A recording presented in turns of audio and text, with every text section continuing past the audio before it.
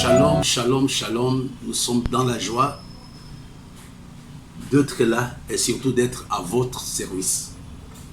Nous bénissons Dieu qui nous donne la possibilité de continuer avec l'enseignement qui a béni plusieurs personnes sur vaincre la stérilité.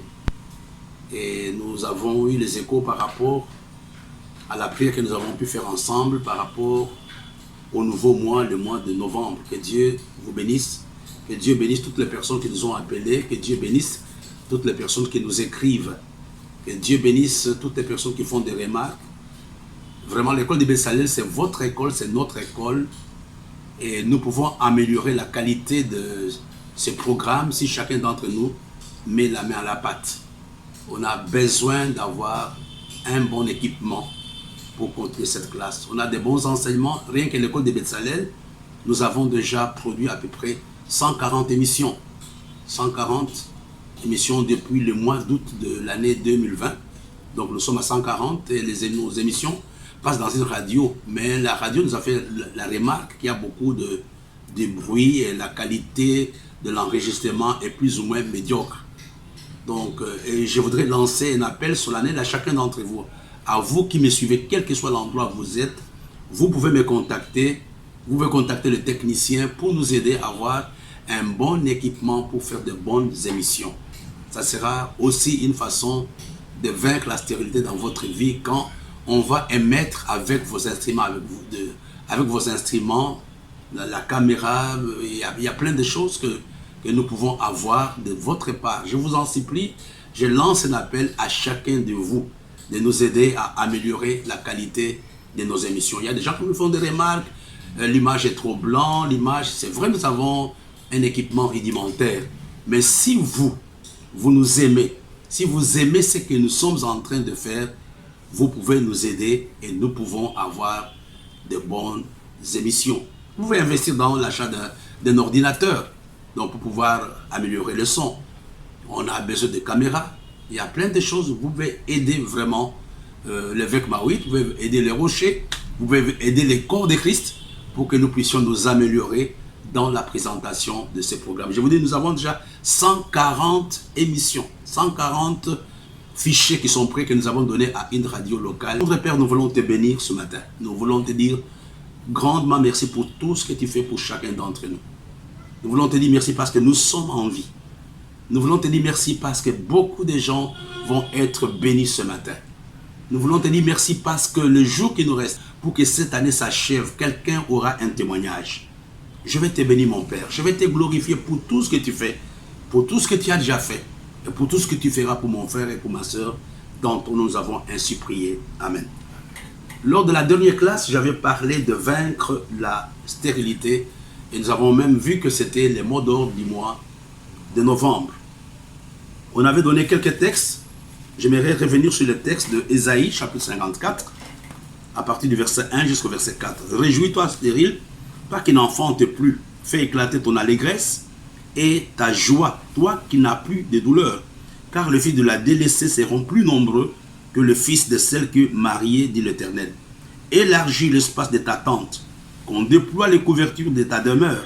Ne retiens pas. Allonge tes cordages et affermis tes pieds.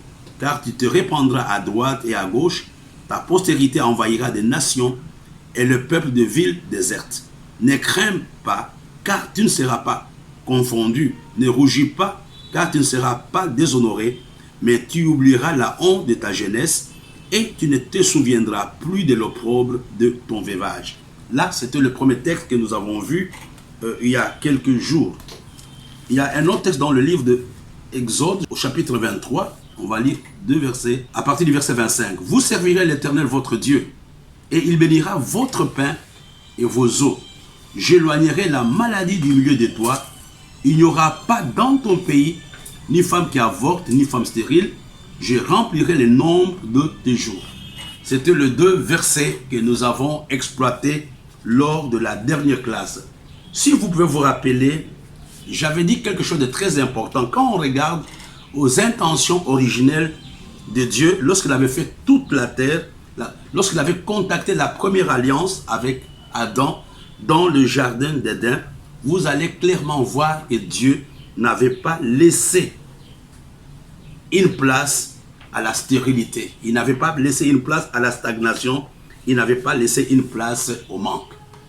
Lors de la première alliance, quand Dieu va contacter la première alliance avec Adam dans le jardin d'Éden, et vous allez voir nulle part la stérilité, vous allez voir nulle part le manque, vous allez voir nulle part la stagnation. Et je voudrais dire à quelqu'un, tu peux ne pas croire, mais c'est la vérité. La stérilité est une anomalie. La stérilité est une maladie. Tu comprends que tu ne dois pas l'accepter. Je parlais avec un technicien. Ce matin, je disais que tant que nous ne prenons pas conscience que nous sommes stériles, nous ne pouvons jamais vaincre la stérilité. Tant que tu ne prends pas conscience, l'ennemi le diable va te présenter les raccourcis. Il va t'expliquer des choses.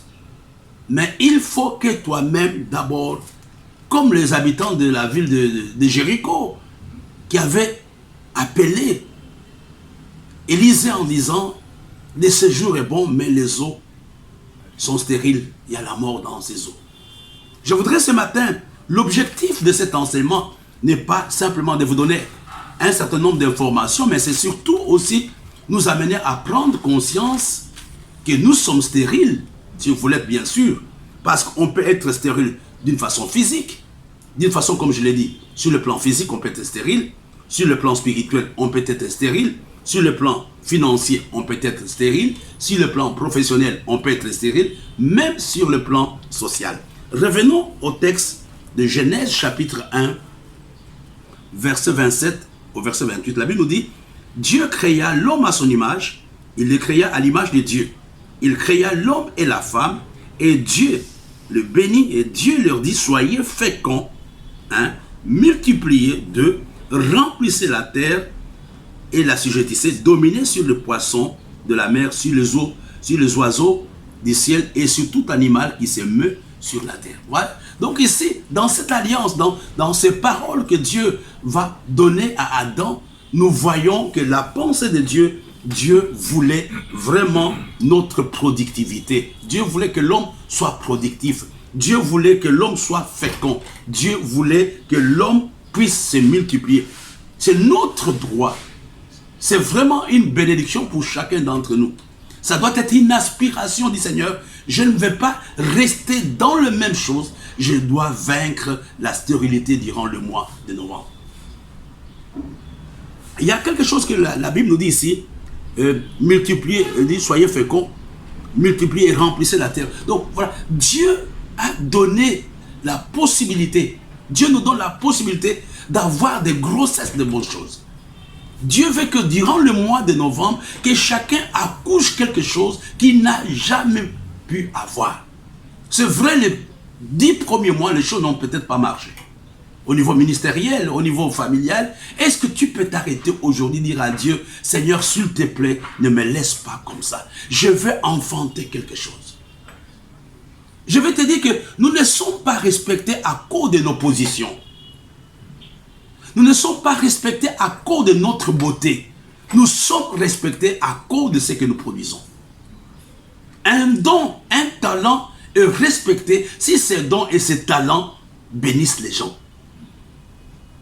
Et je voudrais ce matin t'encourager à ne pas accepter cette situation dans laquelle tu te trouves, où tu n'arrives pas à enfanter, où tu n'arrives pas à procréer, où tu n'arrives pas à fabriquer, où tu n'arrives pas à donner quelque chose aux autres.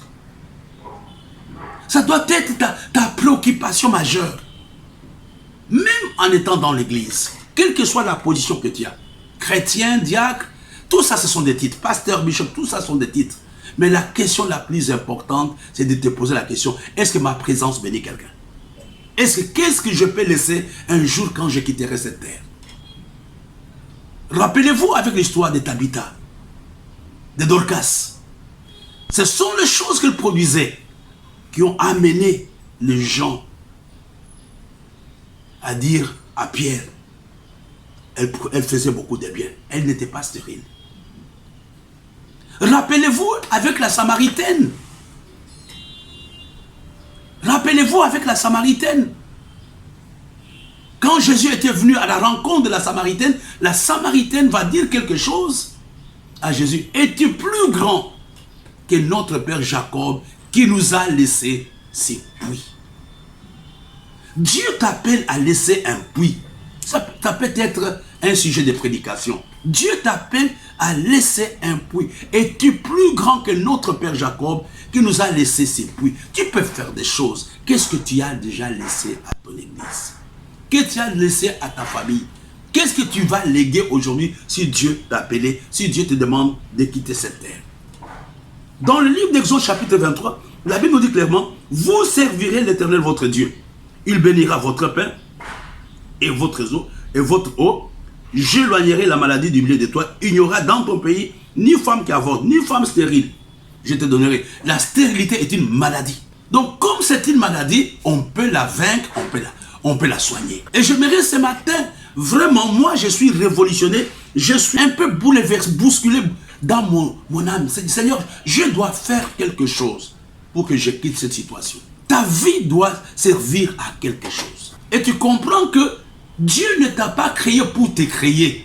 Dieu t'a créé et il t'a donné une mission. Et cette mission ne peut pas s'accomplir tant que tu es stérile. Tu as une mission à accomplir. C'est à toi ce matin de découvrir. C'est à toi ce matin de te battre. Je voudrais rappeler des choses que nous avons vues il y a 2 jours, je pense. J'avais dit ceci. La stérilité, je vais d'abord commencer par ce que je n'avais pas dit. Un homme stérile est un homme qui a la sémence de Dieu en lui. Mais cette sémence ne produit rien, ni pour lui, ni pour les autres. Donc tu as la sémence, tu as le potentiel, tu as la grâce.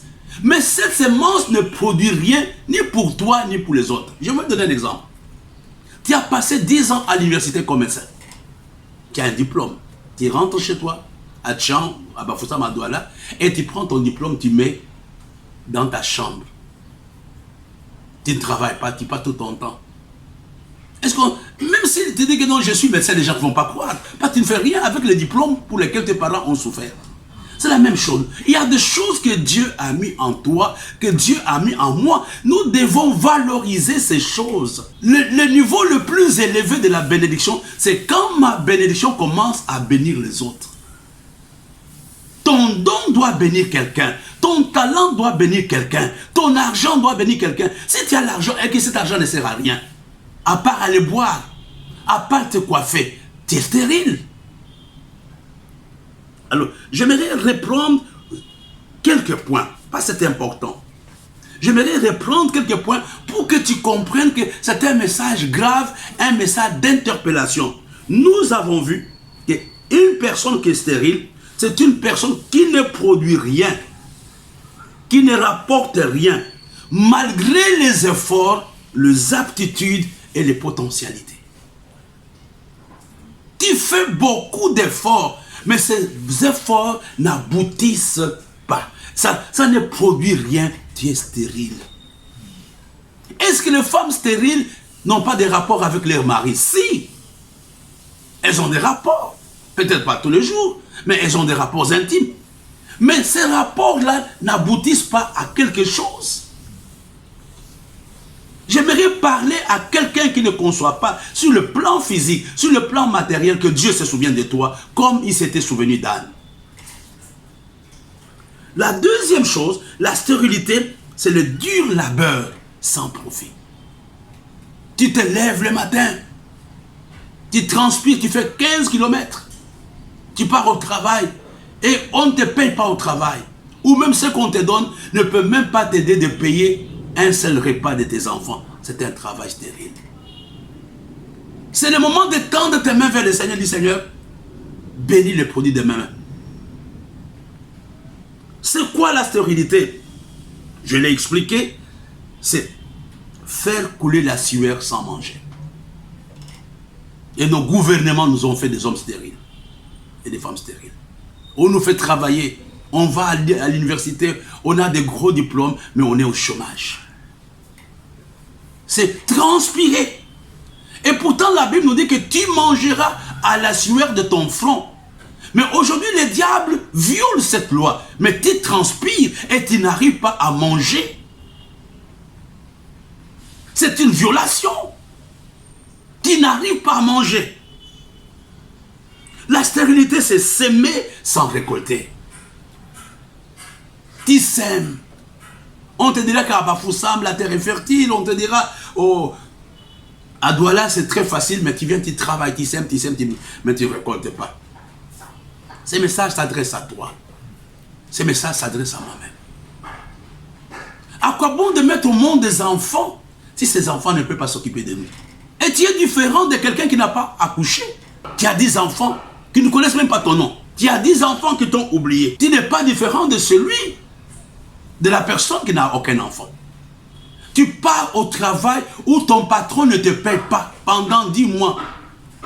Est-ce que tu es différent d'un chômeur? La stérilité, c'est travailler sans réaliser quelque chose. Aujourd'hui, nous allons travailler. On va à la retraite. Nous avons notre pension. On va à la retraite. Et le gouvernement nous renvoie sans rien. C'est un travail 20. Tu as mis 15 ans comme préfet. Et quand tu sors, on va te donner peut-être le diplôme de mérite. J'aimerais ce matin que tu te fâches. Il y a une histoire qui est vraie qui s'est passée, je ne me rappelle pas exactement, 20 ans en France. Nous devons prier pour nos pasteurs. Et des fois, ils travaillent 20 ans, 15 ans. Et à la vieillesse, ils n'ont rien. Il y a un pasteur en France qui avait une très bonne église à Paris. Et à la retraite, les gens ont cotisé, il est rentré dans son village. Et la maison dans laquelle il était sointait. Un jour, c'était un papa qui avait déjà plus ou moins 80 ans. Il voulait monter sur la toiture pour réparer la toiture. Il était tombé, il était mort. Et c'est le jour que le gouvernement français a obligé aux églises de cotiser pour la retraite de leurs pasteurs. Et aux États-Unis, aujourd'hui, c'est obligatoire pour les églises. Quand l'église a une certaine taille, on dit, mais écoutez, cotisez d'abord. Quand cet homme va quitter, où est-ce qu'il va dormir? Et ça, c'est un message souvent que nous, les pasteurs indépendants, nous devons nous mettre cela en esprit. En commençant par moi. Nous ne sommes pas éternels. Quand on ne sera pas là, tu vas vivre comment? Et les gens qui sont autour de toi, qu'est-ce qu'ils font? C'est ça la stérilité dont je parle.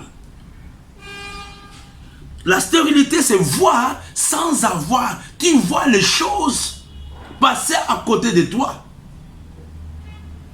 Quand vous regardez sur les statistiques, on te dira le Cameroun est parmi les pays où la terre est fertile, il y a plein de choses. Mais combien de gens ne mangent pas au Cameroun?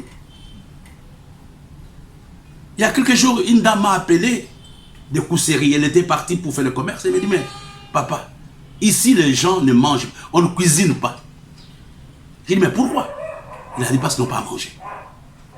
Ce sont le produit de la cueillette qu'ils prennent. C'est voir sans avoir. Voir les choses. J'ai pris que tu puisses voir. Non seulement que tu puisses voir, que tu puisses aussi avoir et que tu puisses toucher. On parle de la RDC, scandale géologique. Mais allez en RDC. Il y a des gens qui n'ont jamais vu l'or. Il y a des gens qui n'ont jamais vu le cuivre. Il y a des gens qui n'ont jamais vu le diamant. On ne peut pas dire que nous sommes un pays riche. Nous sommes stériles. C'est voir sans avoir.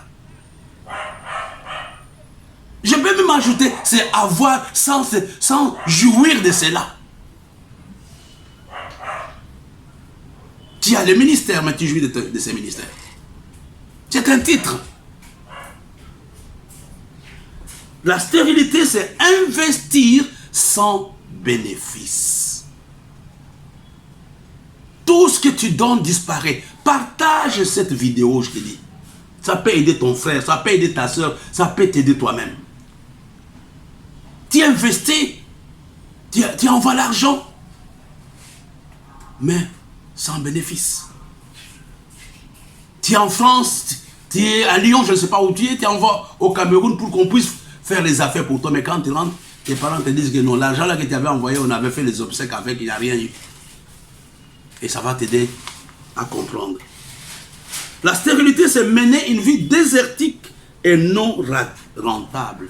Et tu comprends que cela est important. Nous allons continuer cet enseignement. Lors de la prochaine classe, parce qu'il y a quelqu'un qui m'a posé la question, j'avais promis de répondre, je vous montrerai la relation entre la stérilité et le fruit. Nous voulons bénir Dieu ce matin pour cette grâce qu'il nous accorde de nous retrouver devant lui. Si ce message t'a aidé, si ça t'a interpellé, c'est le moment de prier. De dire Seigneur, aide-moi à quitter cette position. N'oublie pas l'annonce que j'ai faite au début de cette classe.